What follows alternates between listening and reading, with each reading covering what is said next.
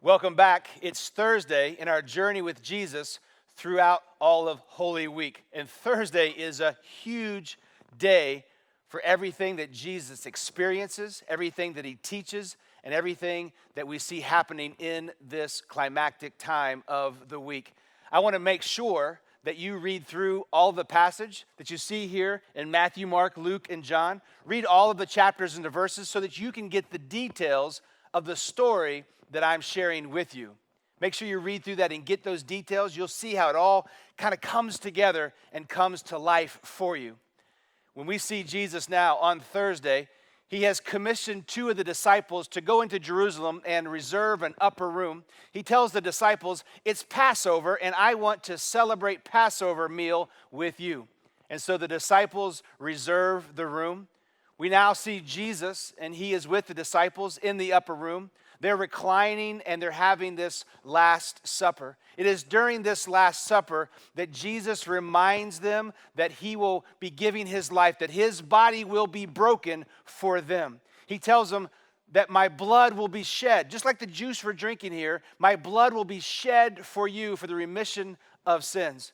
It's during this Passover meal that he also says, this very night, a challenge is going to come up, and all of you here, you're going to desert me. You're going to run. It's then when Peter says, oh, Jesus, everyone else may do that, but I will always stay right next to you. I will always be there for you, Jesus.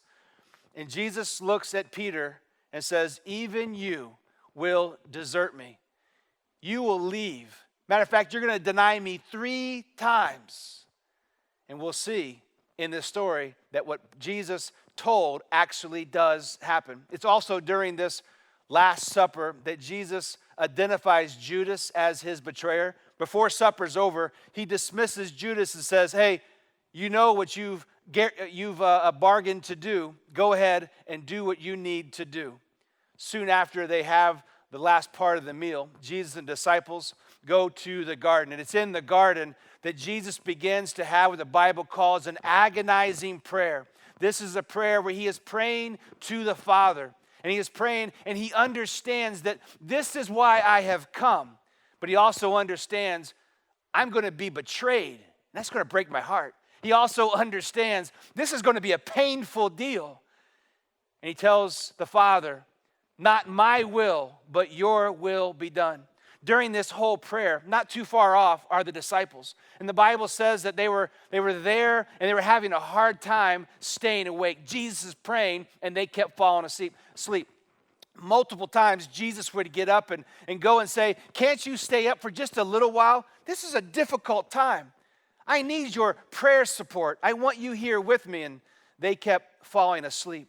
Finally, towards the end of his prayer, Jesus could hear the rustling of the soldiers' steps coming up the path. He goes and he tells the disciples, hey, go ahead and get up now because my betrayer, Judas, is on the way. And he is leading an entourage. But we need to understand that when this entourage was coming up, it wasn't just the hated big bad Romans.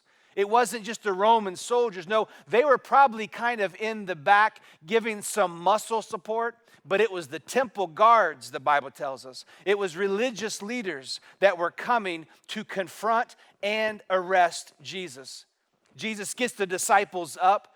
They go and they come in a confrontation with the Roman soldiers, the temple guards. And it's here that they begin to tell Jesus they're going to arrest him. And Jesus says, why have you come here with all of your weapons? Have I ever done anything? You've heard my teaching. Did you think that I would resist you now in violence? At that point, Peter says, well, I'm going to. And he takes a sword and he cuts off the ear. Many people believe he cuts off the ear of a Roman soldier, but that's not what the Bible says. He cuts off the ear of the high priest's servant. Matter of fact, one of the books in the Bible gives the name. What is that name? I want you to read for yourself and see the details come to life. Peter takes out a sword, cuts off the high priest's servant's ear.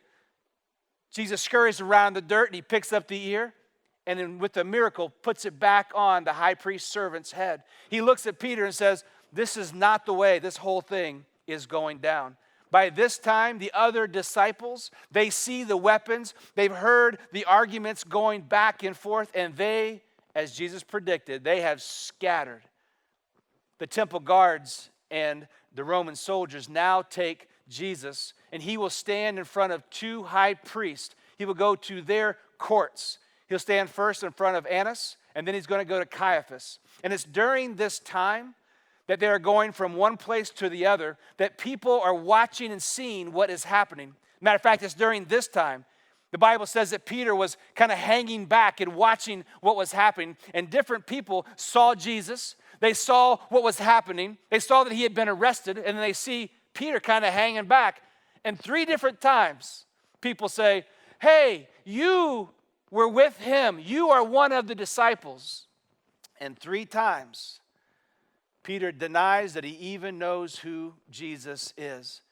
The Bible says that at that moment, the last time when Peter denies Jesus, knowing Jesus, he hears a rooster crowing, and he remembers what Jesus has said. Jesus is also now, at this time, this is when he's going up in front of Caiaphas and Annas. And Caiaphas specifically begins to question him. And he begins to go and get some people who will give some testimonies. And in their testimonies, he's looking for something that Jesus has done or said that would mean that he was a blasphemer. And no one can come up with anyone. One Bible reference says that 2 people did come up and say, hey, one time we heard him talking, and he talked about how he was going to tear down the temple and raise it up in 3 days. That was a pretty good one, but Caiaphas knew it wasn't enough. And so he finally just looks at Jesus and he says, are you the Messiah? Are you claiming to be the Son of God? And Jesus looks at him and says, yes, I am as you say. I am the long-awaited Messiah. I am the Son of God. Caiaphas is so ticked off. He screams out that this person is blaspheming, and he rips his royal robe. And at this point, Jesus is his end is sealed. This is going to be the very beginning of the end. It's from here that he will be taken away to the Roman courts. And Friday, we begin to see the crucifixion. Very interesting as you look and see what's happening. It is one of the temple guards that once this pronouncement of blasphemy has taken place, one of the temple guards hits Jesus in the mouth. They begin to spit on him. It's not the Roman soldiers who do that. It's the temple guards. The high priest are striking Jesus, spitting on him and saying, if you're the Messiah, prophesy. Who said that? It's an amazing aspect. As we leave today, can you imagine not only the pain of being hit in the mouth by your enemy, but also understanding the pain of the brokenness when you've been betrayed by people like Judas, but also like Peter. As we end today, I want you to think about this. What's the difference between Peter and Judas? There's really only 2 differences. Judas got paid for his betrayal, but also Peter, after the resurrection, he has the ability to be reconciled. He experiences grace and redemption. As you think about what Jesus experienced today, would you ask yourself this question? How am I most like Judas? I look forward to seeing you tomorrow.